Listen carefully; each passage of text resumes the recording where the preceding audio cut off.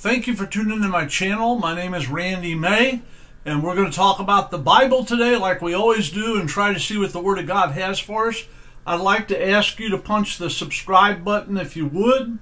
If you would click like and hit the bell notice. If you want to make a comment, I'll get back to you as quick as I can. That's the only way my channel's going to get pushed out to people, is if I need your help. So we're going to talk about God makes the rich and the poor. In Proverbs 22:1 and 2 it says, "A good name is to be more desired than great wealth. Favor is better than silver and gold. The rich and the poor have a common bond. The Lord is the maker of them all." Now, we're in an election year, and I'm not talking about only the president.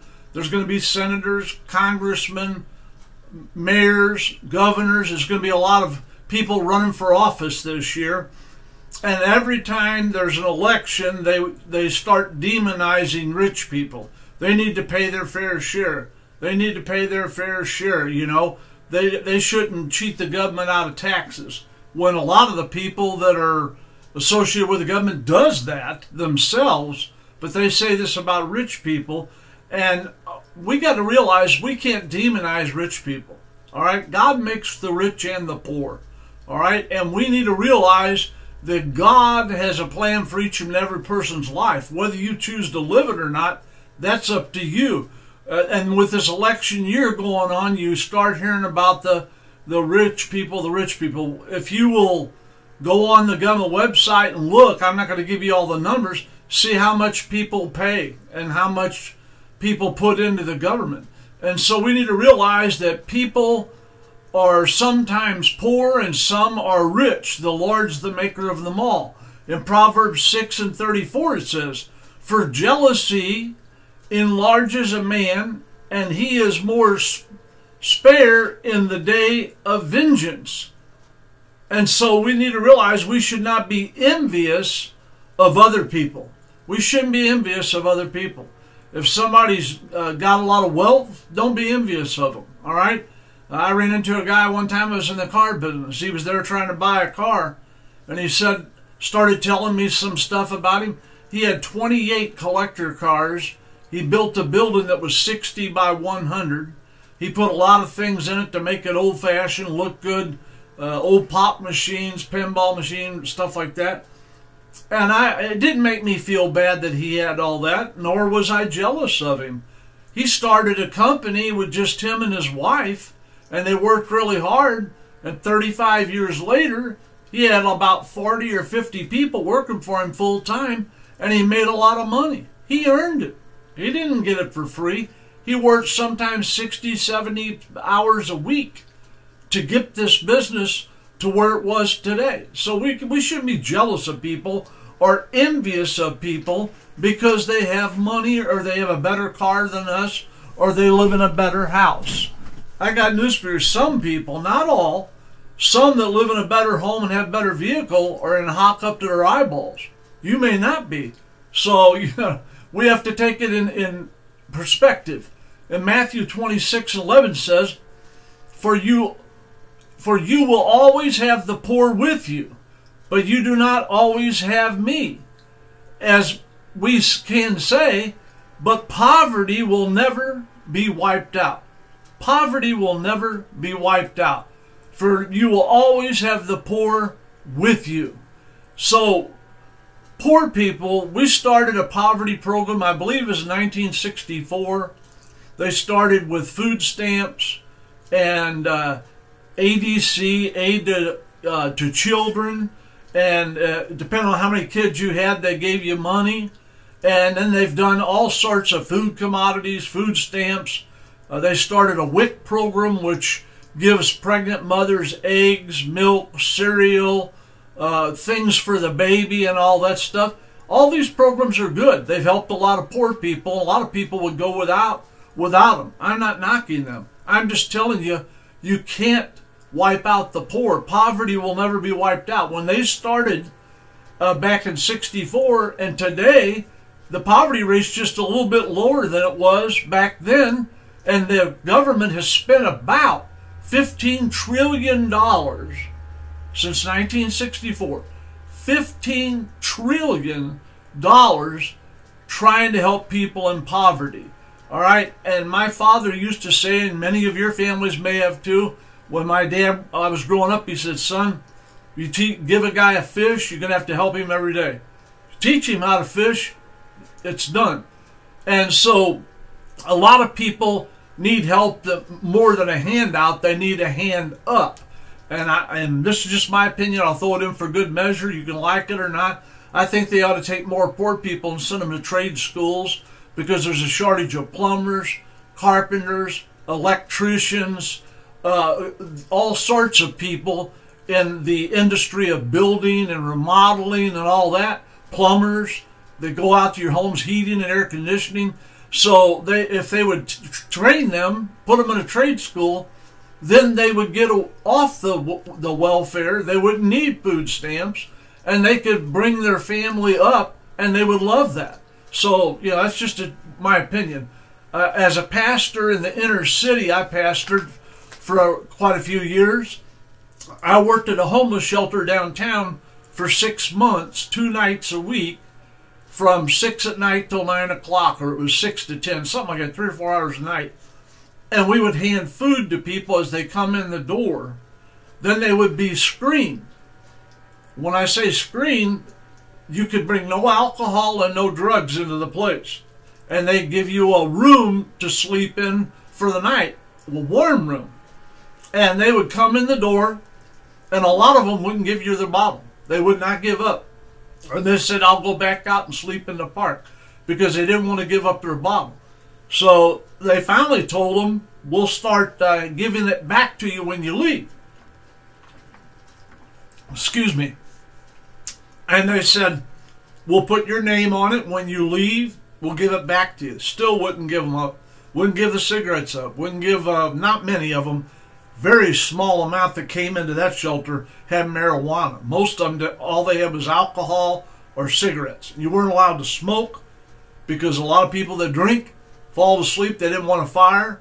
And this building was set up by a minister I think it was an old hotel or whatever. And so I wanted to learn how to run a TV camera and do TV work. And they said, we'll teach you, but we need you to volunteer. So I had to volunteer 2 nights a week from 6 to 10 so I could be an apprentice to run a TV camera and learn TV cameras and work, which I did. And I filmed some wrestling matches and football and basketball, and worked in that area for about 2 years before I moved on. But down there, they had a mother and a daughter.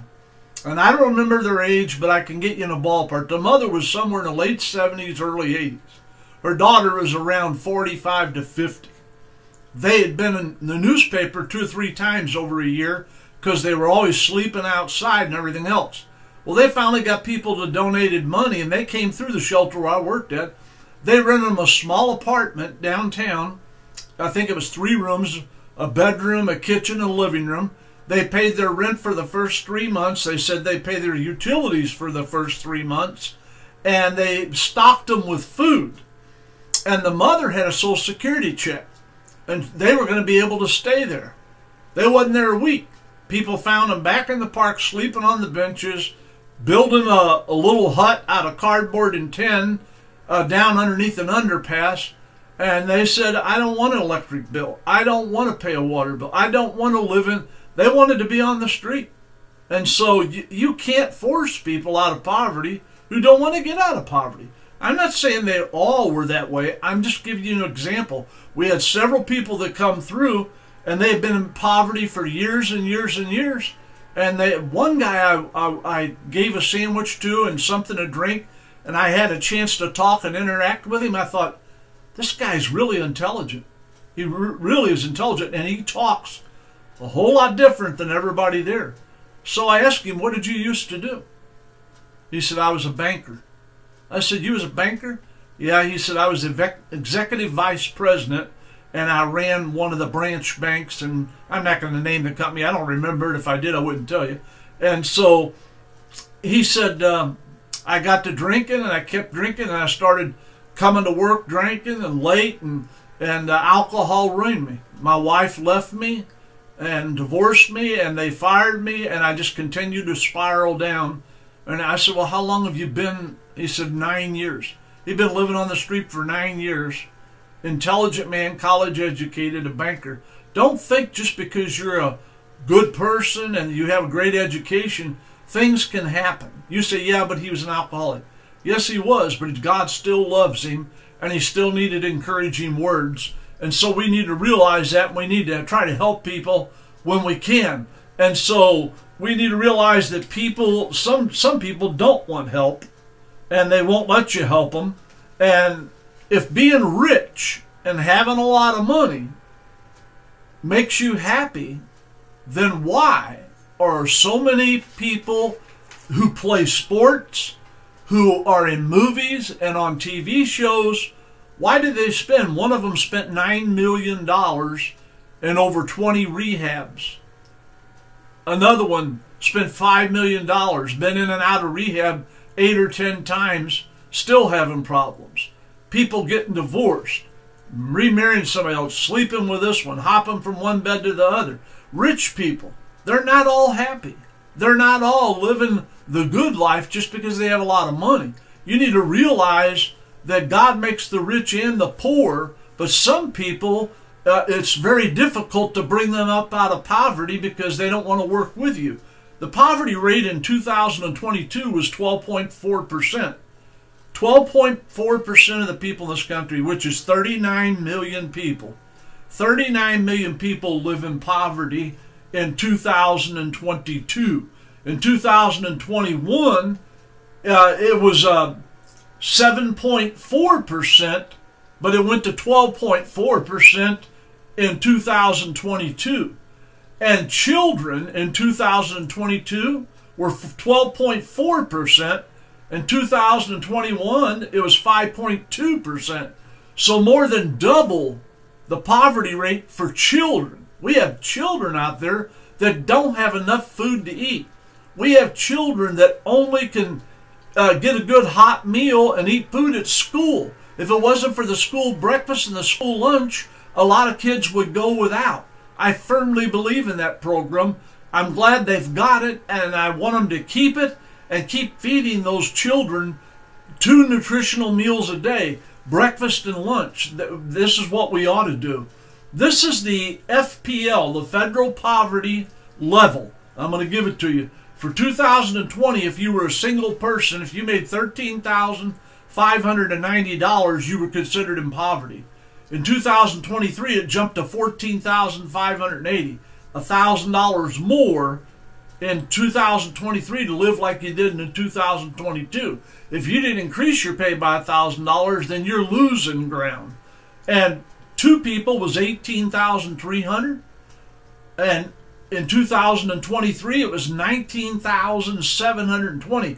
If you are a family of 2, you have to make an extra $1,500 last year more than you did the year before just to keep from losing ground.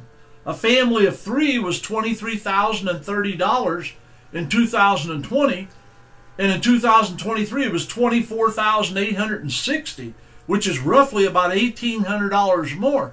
So if you're a family of 3 and your income did not increase by around $1,800 and you're in the poverty field, you're even worse off than you was. The last one I'll give you is 4, a family of 4. Well, in 2022 was $27,750 was the poverty rate. For the level in 2023 for a family of 4 is $30,000, which is about $2,250 more. A lot of poor people are not getting the boost of $2,250 in 1 year just to keep up with inflation and prices. What are you saying? I'm telling you, Christian people ought to have a kind heart and pray for the poor and do what you can to help the poor. We realize that we will never wipe poverty out. Jesus said the poor will always be with you. You say, well, I just don't understand that. If they spent $15 trillion, how come people are still poor and having trouble? Well, let me tell you, when some people will spend money on cigarettes and not buy milk. Some people will spend money for a bag of marijuana and not buy a bag of potatoes. Some people will not buy groceries for their kids, but they'll buy a case of beer or a couple of bottles of liquor. All right? Those people, you will never be able to draw them out of poverty unless they give their heart to God and they turn away from what they're doing and put their family first. But a lot of people put their habits before the children and their family. Believe me, being a pastor for several years, we help families. And we help families in our church. The Bible says you're supposed to, even more than anything, you should take care of the people in the household of faith. I had people get mad at me because we were giving food and clothing to poor children in the church, and they said, their parents, do you know that his dad's an alcoholic? I said, yeah.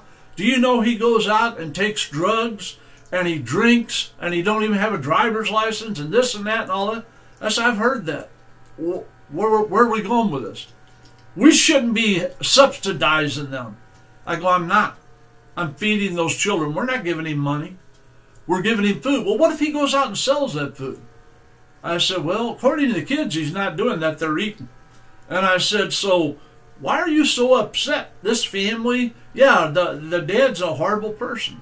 He don't ever think of his kids. He has a lot of bad habits.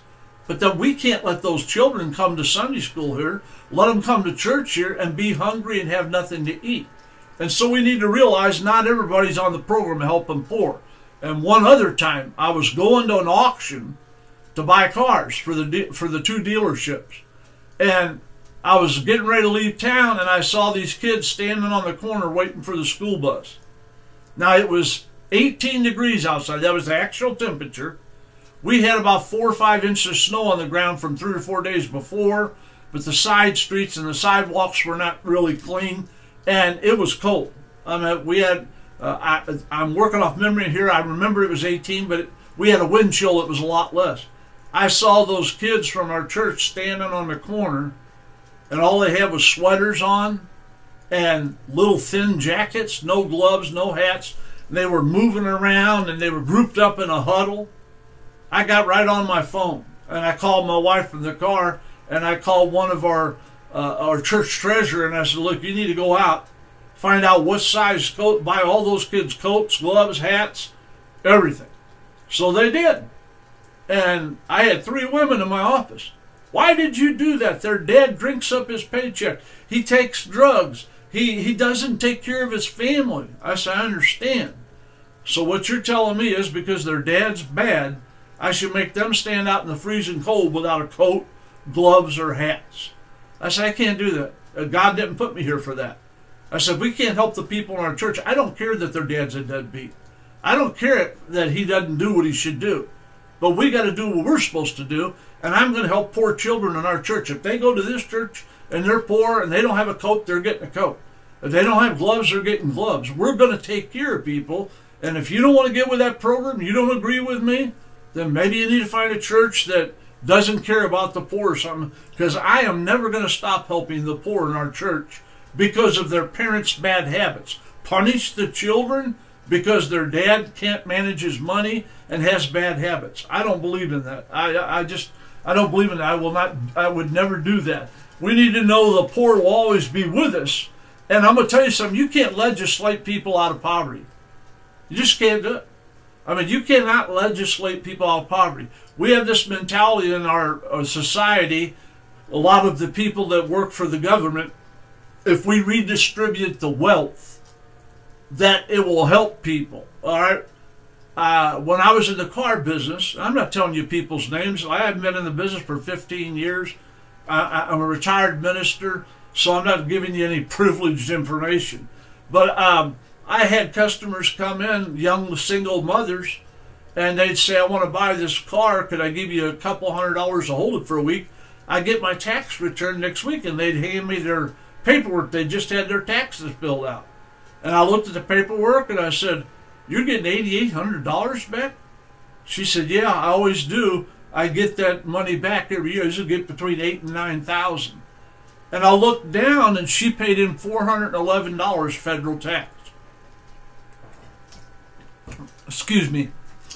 And so I thought, how in the world do you pay him $411 and you get $8,800 back? So after I ran into 3 or 4 of them, I called my accountant. He said it's called the unearned tax credit. The more children you have, the bigger return you get. I said, well, I thought you couldn't get more back than what you paid in. If you paid in a total of $500, you had enough deduction, everything, you get your $500 back. He goes, no, that's not the way it works. It's called the unearned tax credit. And so she got $8,800. Another one came in and got right at $7,500. Another one come in and got about, I'm not knocking these ladies. The government set it up that way. What are you saying? Well, when you give somebody something that they didn't earn and you give them more than they paid in, someone else has to pay for it. Now, I know you don't like that, and it's not popular, but it's the truth. When you redistribute the wealth, the government has to take it away from someone else in order to do what they're doing. Now, our government keeps increasing the debt, increasing the debt, increasing the debt. That's another way you can go, just borrow, and hand out and hand out. But they gave them more, and I thought, man, oh man. And then I turned around, and that year I had to pay $10,100 just to the federal government. That wasn't counting the state and matching my employees' Social Security and my Medicare and Medicaid and my Social Security and all that. And I was like, man, oh man, oh man, I couldn't believe it. But that's what they do, you know. And then they have what they call the marriage penalty tax. I learned this from my accountant. I asked him. He said, well, if you and a woman are living together and you file jointly and you're not married, and another couple next door to you made the exact same amount of money you did and they're married, they'll pay more taxes than you. It's called the marriage penalty tax. So that's, now granted, now we're talking 15 years ago. They may have changed the laws since then, may have a different name, or they may not do it. I'm just telling you what it was when I was working. And so I was like, boy, that just don't seem right. He goes, I don't think it is either, but that's the way the government is. So the government will always keep the poor because they really don't have a good plan on how to get people out of poverty. But we as Christians don't get a pass just because people are poor.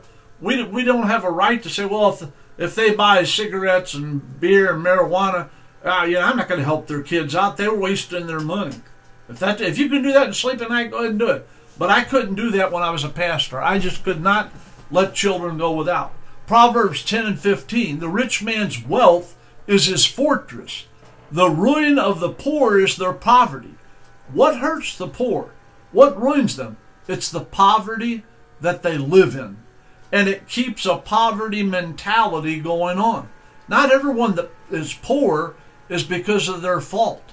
Some people get sick and they're unable to work.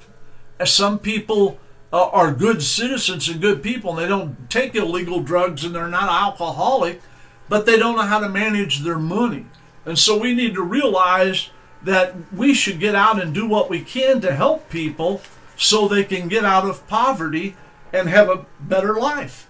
A church one time I attended when I wasn't preaching, I had my home church. They said, would you teach a course on Monday nights?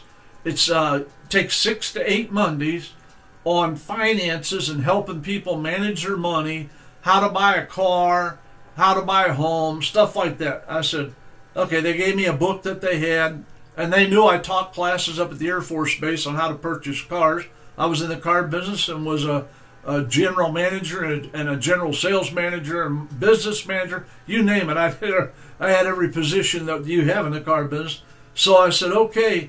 And I had 5 or 6 couples come up to me right after the first class. Hey, I heard you're teaching about this, that, and this. I said, yep, that's what we're doing. Boy, I really need that class. I go, well, then why don't you come? We're going to have 7 more. We just did the one the other night, and I can kind of bring you up to speed. Well, 5 of the men said, no, we'll miss Monday Night Football. I don't want to miss Monday Night Football. I look forward to it every Monday night. And I said, well, you're poor and you can't manage your money well. Isn't that more priority than watching a game? Do you have VCR? Well, yeah. We're talking back in the old days. I said, put a tape in, tape the game. Come and get yourself educated. It might help you. I can't. I'm not going to miss because. And then I had one woman told me, she goes, our family's just, they were always asking the church for help. Always broke and everything else. She goes, I'd like to come on Monday night, but I go out Monday night with my sister and we go the here and there and whatever. Every Monday night's our night. I said, you can't push it to another night? No, I really need that class. When it was done, all those people at one time or another told me, well, I wished I'd have come to that. They were still coming to church trying to get help, and they wasn't managing their money right. They wasn't looking at what they were doing. So, and that thought came to my mind. The poor will always be with you. Even when you're offering free classes where they can ask questions, they can get a book, they can write stuff down, and they refuse to do it, but yet they keep coming to the church with their hand out wanting help. You got to help yourself sometimes. Help yourself. Proverbs 10 and 15 says, the rich man's wealth is his fortress. The ruin of the poor is their poverty. We need to realize that we need to support and help poor people and educate poor people and try to help them. And so we need to realize that people struggle with poverty in our country. Remember, God's the maker of the rich and the poor. And so we need to realize that, not demonize people. But let me say this before I close. This went longer than I wanted it to go. I was going to try to keep it around 15 minutes. I'm sorry. But we need to, as Christians, realize that we need to have a heart towards people, be a little more sympathetic towards people.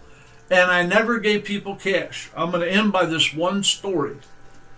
Just before I quit pastoring, I had a man come to the church. And before church, I didn't talk to any of my people. I stayed in my office and prayed. Then when they were getting ready to start service, I'd go straight up the platform.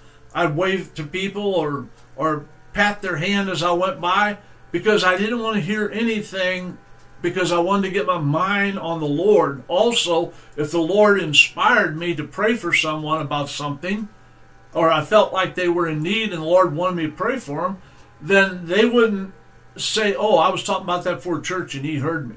So I stayed in my office, and my head usher knocked on the door and he said, Pastor May, got a man here who wants to talk to you.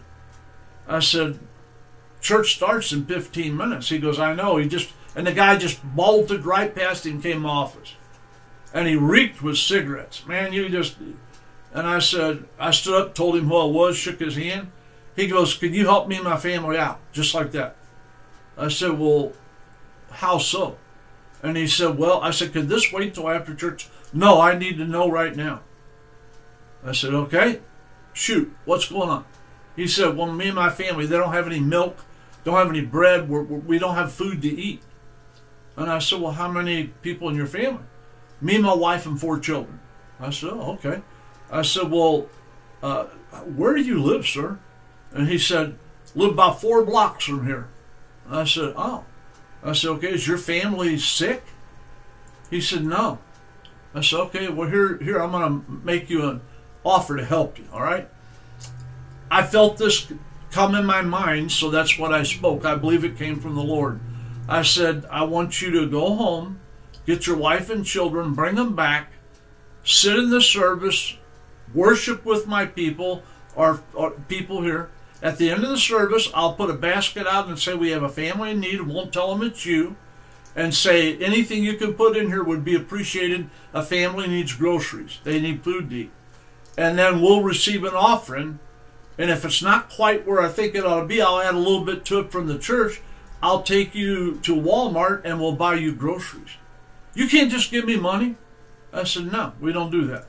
I said, not only that, we have a place here in town that feeds the poor every day, and we give them money every month so they can feed the poor. I usually don't help anybody outside the church, because we give money to the place here in town, Open Door Ministries, to feed people. We donate money to them, and we help them out for people that we don't know. And I said, so we take care, we use our poor fund here for people that's a church member to help them. I said, but I'll do this for you. You'll receive an offering. He got mad, stomped his foot, stuck his finger up my face, went on and on. I said, sir, please, sir, please, sir. And he wouldn't shut up. and he started using profanity. So I told him, I said, sir, you got to go. All right? I gave you an opportunity. It still stands. Go home, cool off, bring your family back. I'll help you. But I'm not going to do it the way you want. Long story short, the next day I stopped at the gas station to buy gas. I was going to go to a sale to buy cars, and our company used the same station. We had an account there you just signed. And I pulled in, filled the tank, and when I opened the door, who come out the door? That guy, right in my face. He had a case of beer under one hand and a bag of hard liquor in this hand and a carton of cigarettes underneath his arm. And he saw me and he just froze. His eyes got real big. We were almost face to face. I guess he had so much stuff. I opened the door, so he just wanted to shoot through and not have to open the door. And I said, oh, I see you got the milk and bread and the food that your children needed. Boy, he got right past me. As soon as he hit that lot, he started running. He dropped his cigarettes, had to turn around, come back, pick them up, and he kept running. He looked back at me and he ran down the street.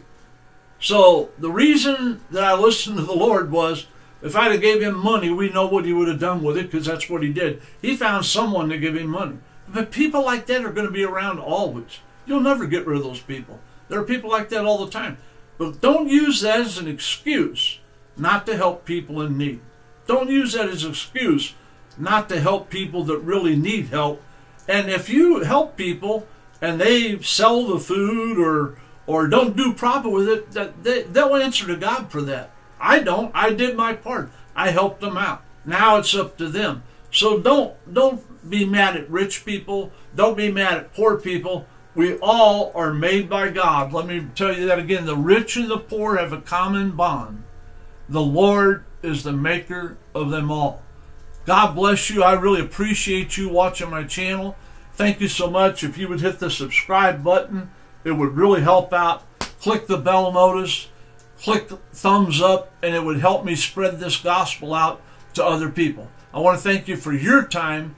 This time till next time, so long, Randy says. God bless you. I love you.